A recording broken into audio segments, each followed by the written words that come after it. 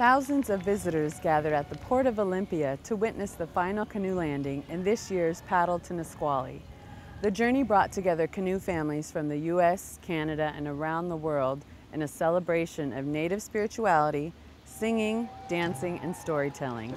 We had a chance to join the celebration and find out what it means to host a tribal canoe journey.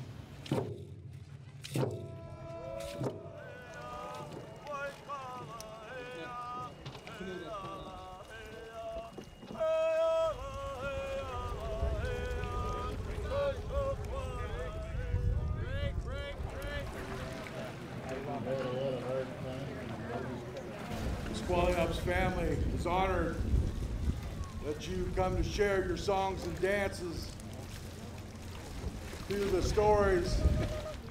That gift that you bring and that gift that you continue, the Nisqually Up family opens our hands and we bless you and thank you. Come to shore.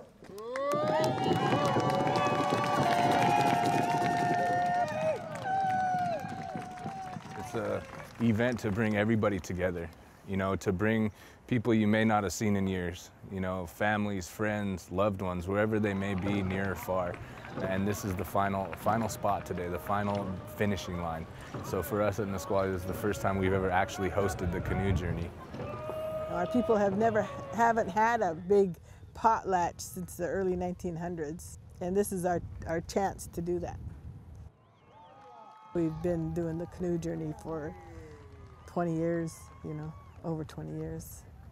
Traveling to other places and watching their hosting. And now it's our turn, and it feels really good.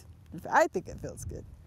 I want everybody to come to our shores and see what we have to offer and our best that we have to offer. We are glad you came today, and it's going to be a really, really beautiful thing in Nisqually.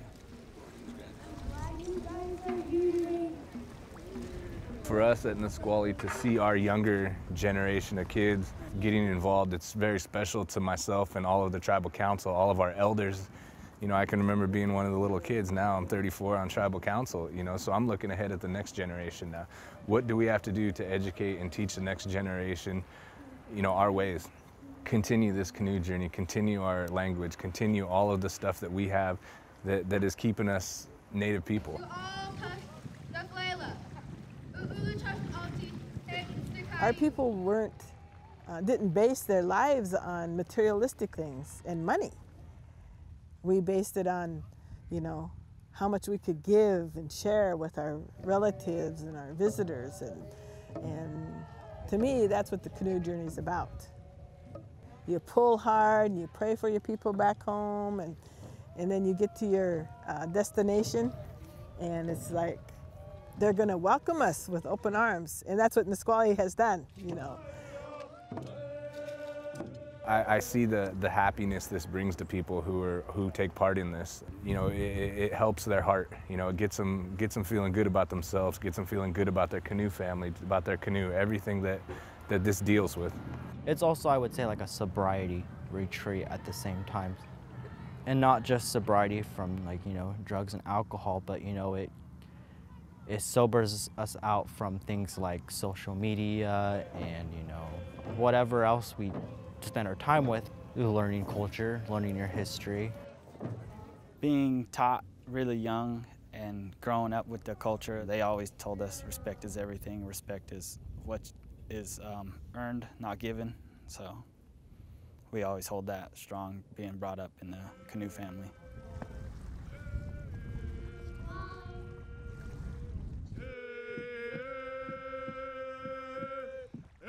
Where we're showing the Thurston County, the state of Washington, everybody, you know, what this means to us. My dad is Billy Frank Jr., you know, passed away 2 years ago, May. And I know my dad would be so happy to see these canoes right now. He'd be so happy to see everybody smiling, to see everybody coming together. You know, he had a very special gift of bringing people together.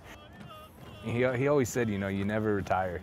But, you know, for us, we're going to be working for the rest of our life, you know, on protecting our treaty rights, protecting our sovereignty, protecting our way of life. And this is it. This is our way of life right here. We welcome you to our land and to our waters. And we know that you are hungry and For more stories from the paddle to Nisqually, visit nwin.tv. This is Leandra Smith reporting.